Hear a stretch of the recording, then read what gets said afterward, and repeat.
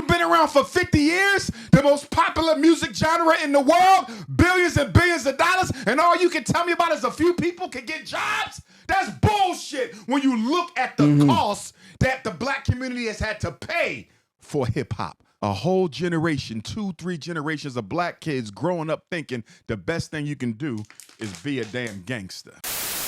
You are now watching Gotham City Live. Join us as we take a deep dive, pause, into the abyss of American absurdity where lunacy and debauchery take center stage.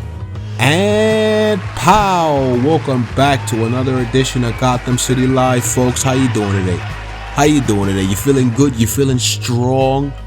How do you feel about the Dr. Umar?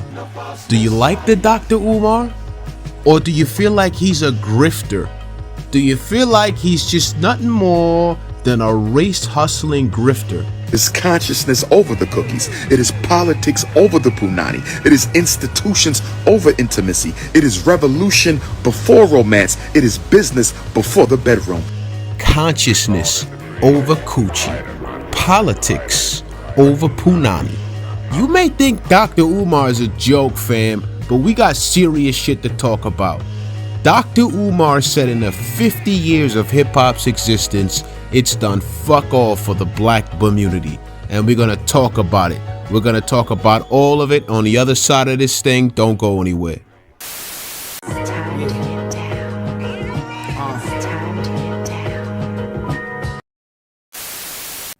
What has been the sum benefit to black people of 50 years of hip hop?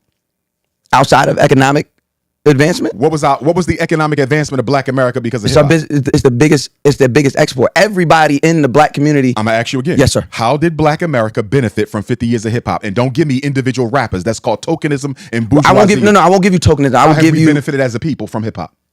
Advancements in fashion. How? Fashion? That's no, nothing. I can't let you have that. That one I can't let you have that. We don't control fashion. Bismillah. Alhamdulillah. Astaghfirullah. I don't know how to talk about this without sounding preachy, without sounding like one of them revolutionary niggas, you know, them hotep niggas. I'm black, y'all, and I'm black, y'all, and I'm blacker than black, and I'm black, y'all, and I'm black, y'all. You know, it's difficult to talk about hip-hop and hold hip-hop accountable without people automatically calling you what? A coon or a Uncle Tom, or you ain't like us, that's the new one. You ain't like us. I get it. But it's time niggas had serious conversations, alright? Because in the words of the great Joseph Robinette Button, jokes are not jokes unless you get serious. Okay? So let's stop fucking around and let's get into it. Anyone that's able to make money, any black person that's able to make a living in an industry. Bro, how many is that? The labels that it's people way wear more is now. white people labels. It's way more now than what was going on. But that's not a real benefit. I would disagree. How is black America benefiting from fashion? What are we talking about? Any advancement in fashion for black people. How do we benefit from fashion, bro? Fashion? You come to the great Dr. Umar talking about fashion? Listen, this guy here, this Mouse Jones, I guess he's one of Charlemagne's disciples. You know, the great Charlemagne the God? Anyway, he's talking about fashion, and we're trying to talk about revolution, guy. What's wrong with him? That's the problem with the black community today. Niggas want to talk about the swag shit, the fly shit. I want to talk about revolutionary Martin Luther King, Malcolm X type of shit. That's the type of time Dr. Umar's on. You heard? Just because a few people in hip hop get money through fashion, whether it's Pharrell, whether it's rest in peace, the great Virgil Abloh, just because these few people get positions of higher power in these white executive roles, basically, what does that do for the black community? What does that do for the black community writ large? Talk to these niggas, Umar. So you're missing what I'm saying. If hip hop, when hip hop comes, hip hop is an entire culture. our fashion, the way we walk, the way we talk. How is that a benefit to Black America? Because now people who didn't have access to jobs in the fashion, Black people specifically, who didn't have access to jobs before the explosion of hip hop, 50 years these ago. white companies that make billions of dollars. Forget the white companies. I'm talking about Black-owned companies that have come. How many? Fubu, Carl Kanai. I'm getting out of here. What? Who the fuck wearing Fubu and Carl Kanai in 2020? You said it. You're moving. You're moving the goal. You're moving the goalpost. You're moving the goalpost. You said in 50 years. Oh, come on. You said in 50 years. You reaching, bro. You reaching. Reaching. This is a Michael Jordan Space Jam reach right here. For a nigga to bring up Fubu and Carl Kanai in 2024 is wild. That's wild business. I mean, you might find a nigga on some like ironic shit where Fubu or Carl Kanai on some like, yo, I wanna look like I'm on some 90s shit. But for the most part, niggas ain't jacking those brands. Those are some small niche brands that niggas do on some novelty shit. Right now, it's all about the high fashion brands. The Gucci, the Louis Vuitton. Pharrell's over there doing the creative design, and that's what brought more hip-hop attention over there. That's not you though. That is a reach. What? You said in 50 years. 50 years. What has transpired? This ninja went back to the late 80s. No. This is crazy. No. Yes, it is. Yes, but, it is. But it's not as obvious. It's not where it was before. But the advancement that those four men. Boom, boom, boom. So 50 years, you had on a Fubu jacket and some Carl Kanai. No, listen. And for the billions that hip hop make, I'm supposed to be content with that. I didn't say be content. You asked a question. which I brands. offered you. Horrible answer. Give me something, a horrible answer. Talk to these niggas. Talk to them, Umar. It's about institutional power. You know, that's what's missing. Institutional political power. Politics over Punani. And that's what the Black community don't understand. We'll put Punani over politics. You heard? We'll put coochie over consciousness. And that's the problem. Give me a relevant institution that hip hop built in any community, anywhere in America in 50 fucking years. I just told you. No, you didn't. I told you. I just told you concrete. People that would not have. I didn't say You're gonna cut me off individuals. again. I said You're gonna cut me off again. institution. I said people.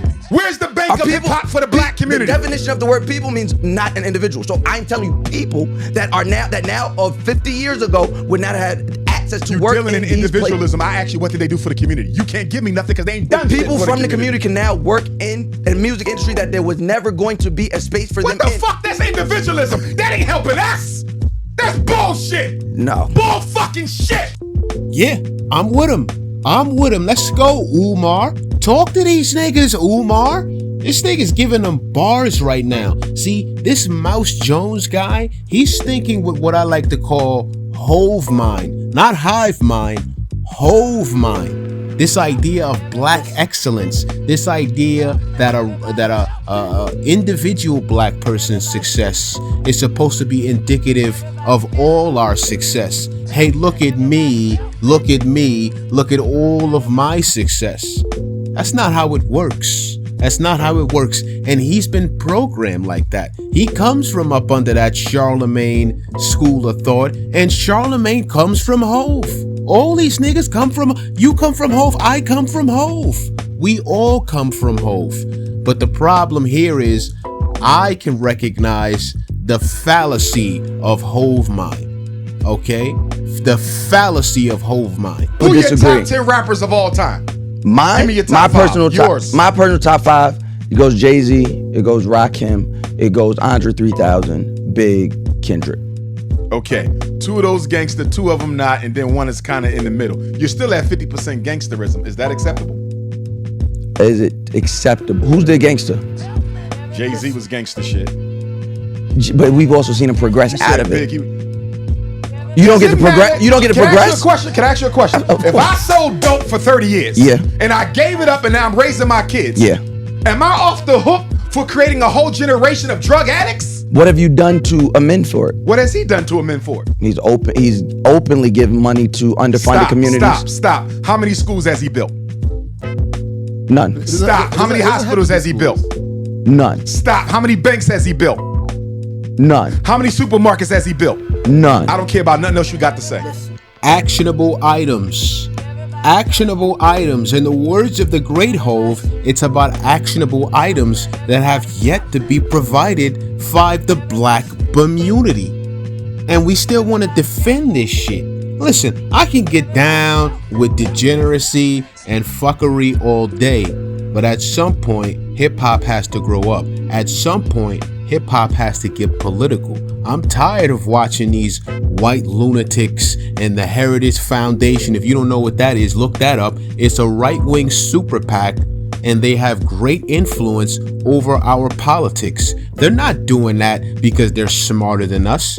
They're not getting away with it because they're smarter than us.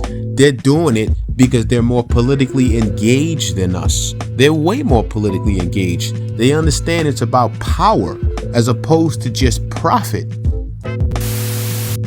Hip-hop has done more, in my opinion, than any other single institution or system to destroy the public image of black men in America over the past 40 years. I'm not even sure if American mainstream media has destroyed us more than the negative portrayal of black men in hip-hop. Stay with me. You just kicked an entire. Go ahead. That's one. Number two, I'm not sure if American mainstream media has done more to objectify and sexualize the black woman more than our black men in the hip-hop music, in the hip-hop community. So you're talking about the public destruction of the black male image and the public destruction of the black female image. The only industry that may have done a worse job on our public image than hip-hop has been the white man's mainstream media. And now we're going to have a quick word from our commercial sponsors, and we'll be right back. Napoleon, Alexander the Great, Donald Trump. We're all cut from the same cloth, and that cloth is very, very large. It's not too big, is it? No. Why do New Yorkers have such big mouths? Go big or go home. Because they eat big pizza like the big New Yorker from Pizza Hut. We're talking 40% bigger. Soft, fresh dough with all your favorite toppings. Now from just $9.95. You gotta be losing money on this. 13166. Pizza Hut! Uptown, East Side, the Village, Times Square. Anywhere you go, we're the talk of the town. WWF New York. Rockets. Unpredictable. Wild. The way real New Yorkers like their Saturday nights. WWF New York. Saturday nights at 11 p.m. right here on New York's 55. And that's going to do it for us, folks. If you like the video, It really helps out in the algorithm. You know what I mean? You can really be helping out a small YouTube content creator, and I really would appreciate that shit. All right? Subscribe if you want. You don't gotta subscribe. Would like for you to subscribe. Ultimately, I would like for you to subscribe, but you don't have to. Anyway, I hope you have a terrific evening, and I'll see you next week.